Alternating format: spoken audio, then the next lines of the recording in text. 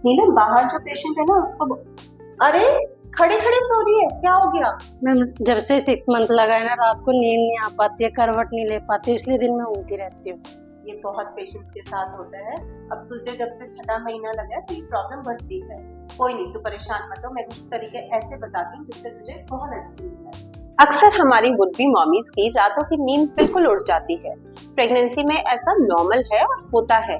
तो मॉमीज, आज आपको मैं कुछ ऐसी टिप्स बताने जा रही हूँ जिस पोजीशन में आप सोएंगे और बहुत रिलैक्स्ड और फ्री और फ्रेश होकर सुबह उठेंगे। हमारी प्रेगनेंसी को 3 ट्राइमेस्टर्स में बांटा गया है। फर्स्ट ट्राइमेस्टर पहले 3 महीने, सेकेंड ट्राइमेस्टर दूसरे 3 महीने और थर्ड ट्राइमेस्टर लास्ट के 7वें से लेकर 9वें महीने तक को हम थर्ड ट्राइमेस्टर बोलते हैं। फर्स्ट ट्राइमेस्टर में आप किसी भी पोजीशन में सो सकते हैं क्योंकि बच्चा आपका पेल्विक कैविटी के अंदर होता है। बच्चा आपको बाहर नहीं बच्चे का महसूस होता, वो पेल्विक कैविटी के बाहर नहीं होता। बट अगर आपको बैकएक रहती है तो इसको अवॉइड करने के लिए आप अपने सिर के नीचे तो पिलो रख ही सकते हैं, साथ के साथ आप अपने नीज के नीचे भी एक पिलो लगा के सो सकते हैं, जिससे आपको बहुत रिलैक्सेशन मिलेगी। अब बारी आती है सेकेंड ट्राइमेस्टर, यानी चौथा, पांचवा और हमारा छठा महीना। इसमें बच्चा पेल्विक कैविटी से उठना शुरू होता है और एब्डोमेन में दिखना शुरू हो जाता है।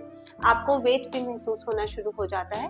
तो आपको इस महीने से लेफ्ट लैटरल पोजीशन में सोने की कोशिश करनी है। लेफ्ट लैटरल पोजीशन यानी उल्टे हाथ की करवट से।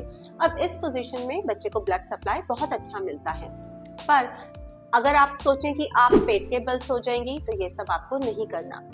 दूसरी चीज, अगर आप अनकंफर्टेबल फील करती हैं तो आप अपने जैसे सिर के नीचे तकिया लगाती हैं लगा सकती हैं और लेग्स के बीच में भी एक मोटा पिलो लगा सकती हैं, जिससे आपको कंफर्टेबल महसूस होगा।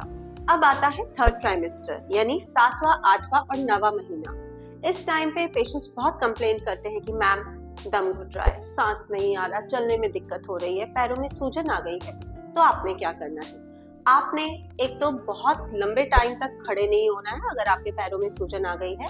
टाइम टाइम पे अगर आप सेडेंटरी हैं, काम कर रहे हैं बैठ के, तो आपने पैरों के नीचे एक तकिया लगाना है या फिर एक फुट रेस्ट लेके बैठना है।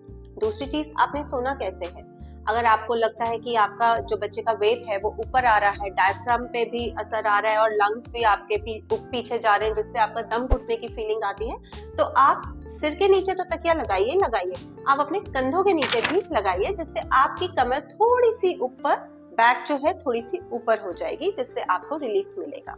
सेकेंडली, सोते टाइम अगर स्वेलिंग ज्यादा है तो आप सोते टाइम भी अपने लेग्स के नीचे पिलो लगा सकते हैं। और रिमेंबर मॉमीज, आपने बहुत लंबे टाइम तक खड़े नहीं होना है। बीच बीच में आपने अपने पैरों की मूवमेंट्स करनी है। ये नहीं कि आप 7-8 घंटे तक खड़े हैं और आपने अपने नीज बिल्कुल लॉक करके नहीं खड़े होना है। उससे आपको ब्लड सप्लाई लेग्स में कम हो जाता है और टांगों में भी दर्द रहना लगता है। आपको ये भी जरूर ध्यान रखना है, आपने इस ट्राइमेस्टर में भी लेफ्ट लैटरल पोजीशन यानी उल्टे हाथ की करवट लेकर ही सोना है।